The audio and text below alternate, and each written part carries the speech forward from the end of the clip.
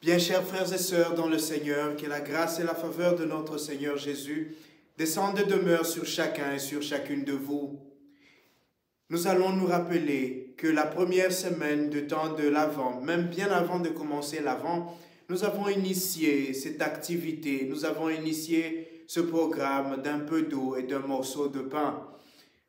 Nous avons demandé à tous ceux qui ont la bonne volonté, à tous ceux qui se sentent touchés, à tous ceux qui regardent autour d'eux et qui découvrent la misère et la souffrance, qui découvrent le besoin des personnes autour d'elles, de faire ce geste-là, ce geste d'amitié, ce geste d'amour, ce geste de compassion, ce geste qui prouve à suffisance que notre Dieu est un Dieu d'action, que notre Dieu, c'est un Dieu qui sauve.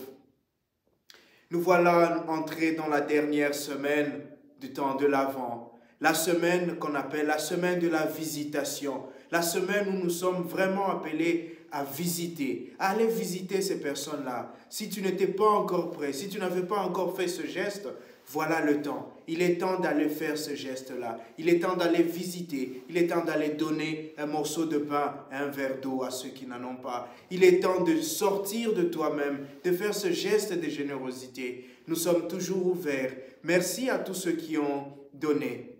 J'ai reçu quelques montants de certaines personnes qui ont voulu que je garde leur nom anonyme parce que pour elles, ce que la main droite donne, que la main gauche ne le sache pas. Et merci du fond du cœur, ce que vous avez donné sera envoyé à des enfants orphelins, sera envoyé à des mamans, à des mères qui sont dans des hôpitaux et qui souffrent, et à toutes les personnes que cela peut atteindre, des personnes qui ont besoin d'un peu d'eau et d'un morceau de pain. Ce n'est pas beaucoup, mais le peu que nous avons reçu, nous en ferons bon usage.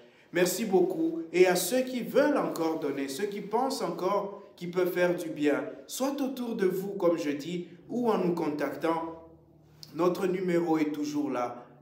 Je le mettrai encore dans la description de cette vidéo afin que cette semaine qui est celle de la visitation, je puisse aller avec vous, visiter toutes ces personnes à qui vous voulez rendre un sourire pendant ces temps de Noël.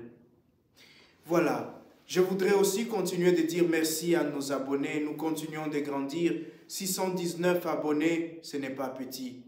Quand nous avions commencé cette année, nous étions une dizaine, une vingtaine peut-être. Aujourd'hui, nous sommes plus de 600. Que la gloire et la louange soient rendues à notre Dieu. Et nous savons que nous allons continuer de grandir, nous allons continuer de répandre la bonne nouvelle, nous allons continuer d'annoncer Jésus à travers nos paroles, à travers les partages de ces vidéos, à travers vos commentaires, à travers tout ce que vous faites pour nous. Ensemble, comme je disais en expliquant le terme avant, ensemble nous allons avancer véritablement avec l'Église vers la nativité de notre Dieu. Voilà. L'évangile d'aujourd'hui, 4e dimanche de l'Avent, c'est l'évangile qu'on appelle celui de la visitation. C'est Marie qui va rendre visite à Élisabeth. C'est Marie qui va servir Élisabeth. Marie, nous nous rappelons, elle s'est déclarée être la servante du Seigneur. Et servir le Seigneur, c'est à travers le service de nos frères et de nos sœurs. C'est à travers le service des plus faibles. C'est à travers le service des plus vulnérables. Et Jésus qui était de condition humaine, la première chose qu'il est venu nous apprendre, c'est le service. Il s'est abaissé, c'est pour nous servir.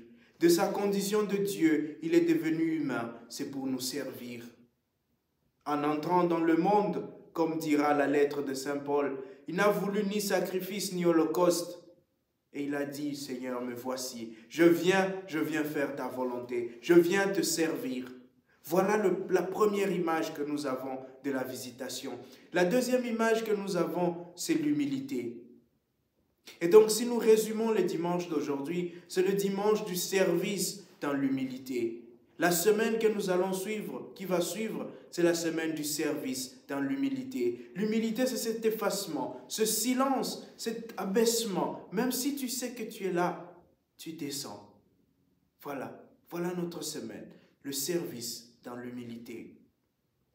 Quand nous regardons l'évangile d'aujourd'hui, il y a certains éléments que je voudrais relever, mais tous ces éléments tournent autour du service et autour de l'humilité. Marie, voilà qu'elle va rendre visite à Élisabeth. Et nous pouvons nous demander, mais on se dit peut-être c'est normal que Marie aille rendre visite à Élisabeth.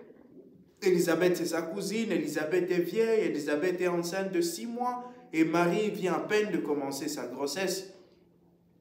Mais rappelons-nous de l'évangile du samedi matin.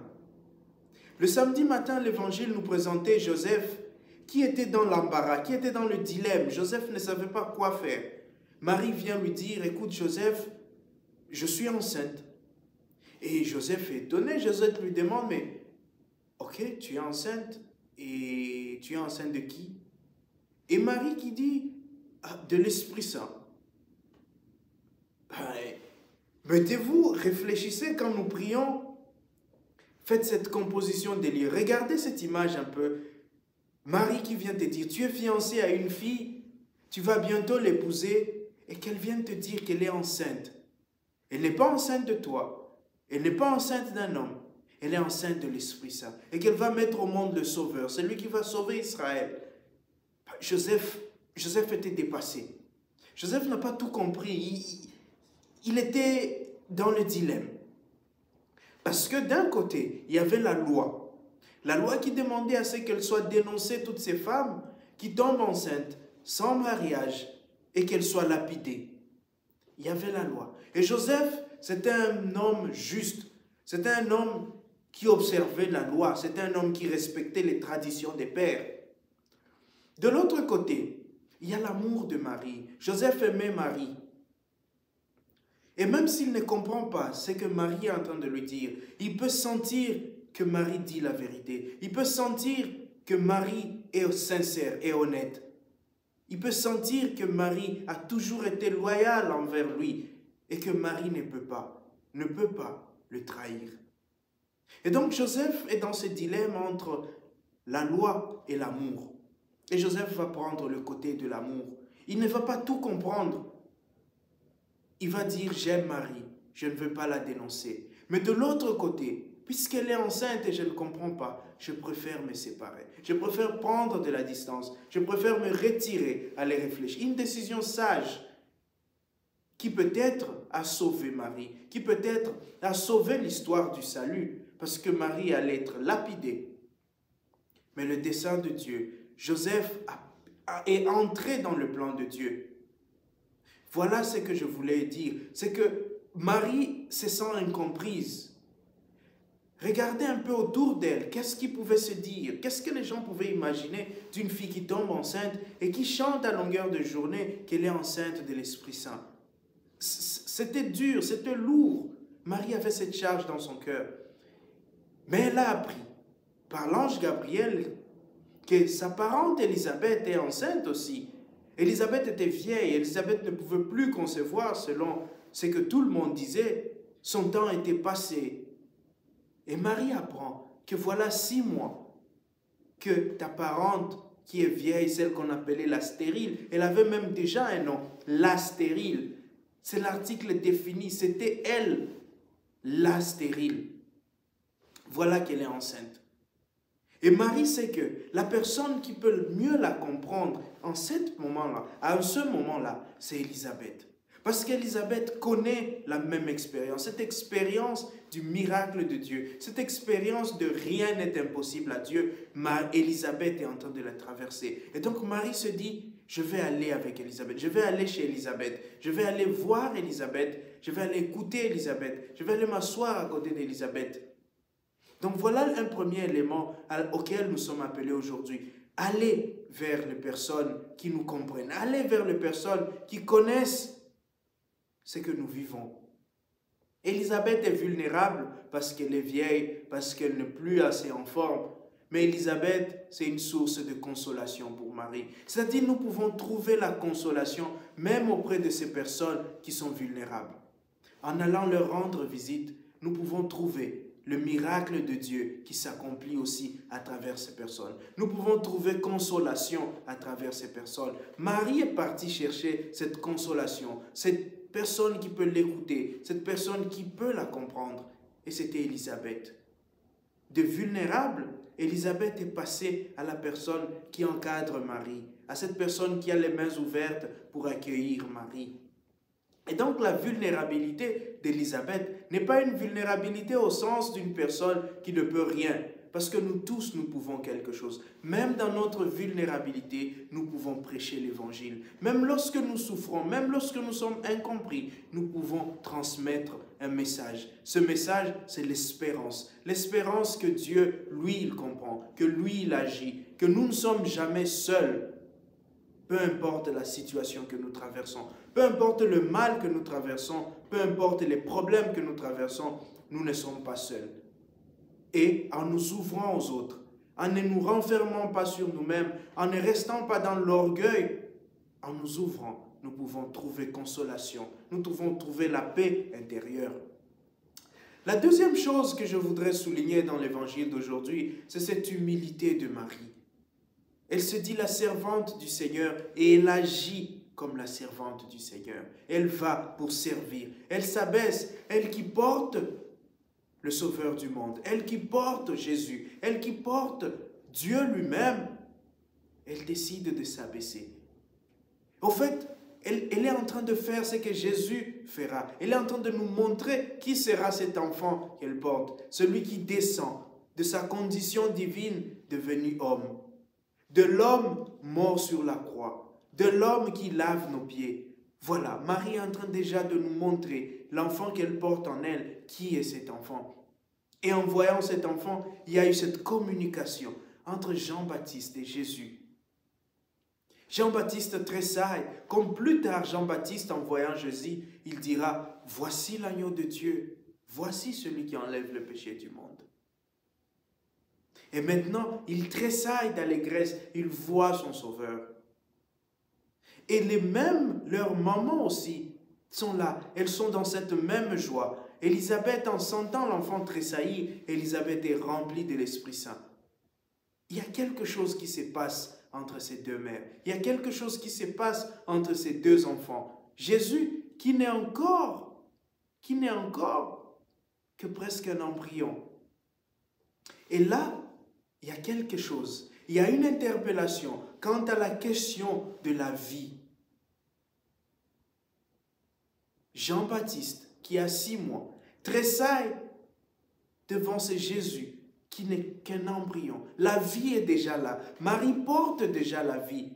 Et aujourd'hui, je voudrais que nous puissions prier et nous souvenir de toutes ces mères. Toutes les mères qui portent en elles la vie. Toutes ces mères qui sont enceintes et qui souffrent, qui manquent des moyens. Ou qui souffrent par la méchanceté de leurs maris, qui sont maltraités, qui sont torturés. Ou ces mères qui sont poussées à finir, à arrêter la vie de ses enfants. À arrêter ces vies qu'elles portent en elles parce que des conditions sont difficiles, parce qu'il y a ceci et il y a cela. Je voudrais aujourd'hui que nous puissions prier pour elles, pour qu'elles ressentent cette joie, pour qu'on leur mette dans des conditions, pour qu'elles sentent la joie de porter la vie, pour qu'elles sentent la joie d'être mères, la joie de continuer l'œuvre de la création. Aujourd'hui, je pense à toutes ces mères qui pleurent leurs enfants. Je pense à toutes ces mères qui sont passées par l'expérience de l'avortement. Je pense à toutes ces mères qui sont passées par l'expérience des fausses couches. Que le Seigneur vous console, que le Seigneur se souvienne de vous. Priez chaque jour pour ces enfants. Priez chaque jour pour ces vies qui ont été perdues, ces anges qui sont retournés auprès de leur Créateur. Que le Seigneur vous console, qu'il vous donne la paix du cœur. Et le dernier point que je voudrais évoquer dans l'évangile d'aujourd'hui, c'est ce chemin que nous faisons. La vigilance dans laquelle nous devons rester pendant cette semaine. Vous savez, on dit que le bateau chavire lorsqu'il commence à voir le port. Parce qu'on est tenté de perdre la concentration. Le dimanche passé, c'était le dimanche de Gaudété, le dimanche de la joie. Nous étions heureux, nous étions en train de célébrer, mais il y a un danger, c'est que le diable ne dort pas. C'est que dans cette joie, le diable peut passer pour nous détourner, pour nous amener dans ce voie. Regardez une personne, par exemple, quand nous faisons des blagues ou nous racontons de l'humour, une première blague, quand les gens rient, tu as envie de rencontrer une deuxième. Et les gens rient et tu veux en ajouter une troisième, mais souvent une quatrième est une blague de trop. Et souvent on sort du contexte. On sort de l'humour, on entre dans la moquerie, on entre dans l'injure, on entre dans tout sauf l'humour. Et donc, il est temps d'être vigilant dans la prière, de ne pas nous laisser être détournés en si bon chemin. Et pour ne pas nous laisser être détournés, cette semaine peut être la semaine pour chacun de confession, d'aller vraiment purifier notre cœur, d'aller vraiment nous préparer. Ça peut être une semaine de réconciliation, d'aller voir ces personnes à qui je ne parle pas depuis. Ça peut être une semaine de dialogue, de m'asseoir avec ces personnes qui comptent dans ma vie, mais avec qui j'ai eu des embrouilles, de nous asseoir, de dialoguer, de parler franchement pour que le Seigneur, en venant, trouve un cœur pur, trouve un cœur purifié. Ça peut être une semaine où nous nous déchargeons de tous ces fardeaux de colère, de jalousie, de haine, de méchanceté, d'avarice, tout ce qui nous embrouille. Voilà, chers frères et sœurs, que le Seigneur nous donne ses grâces cette semaine, qu'il nous donne la grâce et le courage de visiter le plus vulnérable. Parce que chez ces personnes-là, c'est Dieu lui-même que nous allons trouver. Chez ces personnes-là, ce sont les bénédictions de Dieu que nous accumulons. Que le Seigneur nous donne la grâce de l'humilité pour que qui que nous soyons, malgré notre rang, nous apprenions à nous abaisser, nous apprenions à rendre service, nous apprenions à nous mettre au service des autres, parce que Jésus, ce qu'il est venu nous apprendre, c'est que ceux qui sont plus grands, ceux qui sont plus puissants, doivent servir ceux qui sont plus faibles. Ceux qui sont en haut doivent élever ceux qui sont en bas, parce que ce chemin, nous le menons ensemble. Notre chemin de foi, nous le parcourons ensemble. Et le troisième élément, que Dieu bénisse et donne sa grâce à toutes ces femmes enceintes, à toutes ces femmes qui portent la vie, à toutes ces femmes qui ont perdu des vies. Que le Dieu donne la consolation. Et que Dieu nous donne enfin la grâce de la vigilance, afin que nous soyons toujours prêts à l'accueillir, que nous soyons prêts à fêter Noël, à accueillir Emmanuel qui vient pour nous sauver. Que le Seigneur vous bénisse, qu'il vous donne cette grâce. Je vous souhaite déjà joyeux Noël et que Dieu naisse parmi vous. Amen.